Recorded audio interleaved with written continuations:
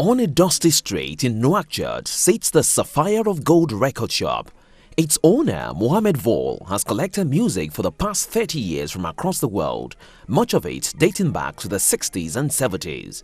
Today, he has become something of a legend in Mauritania and a well-kept secret among music aficionados from all over West Africa who come from far and wide to rifle through the old records in his collection. Some say his little shop is one of the only places in the region to pick up rare folk, traditional and soul music from African artists of decades gone by. He also has old classics from the world's biggest artists.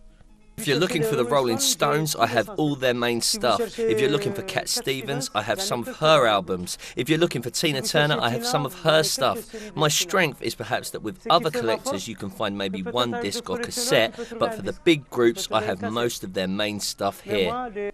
Every day, Vol travels from his home to his shop, where he spends the best part of the day sifting through his collection, entering new purchases onto a computer for reference, and helping customers learn more about what he has in his store.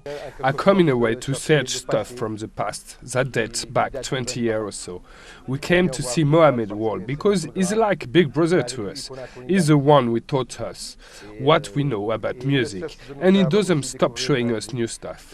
The atmosphere here is different from other places. Here we listen to music, we discuss, we teach each other.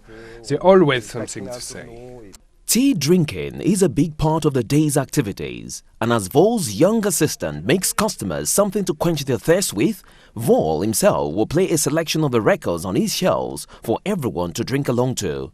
Among the record sleeves decorating the walls of the shop are old South African jazz vinyl, rare French African soul and folk discs, and hundreds of early hip-hop and reggae tracks from the late 70s and 80s.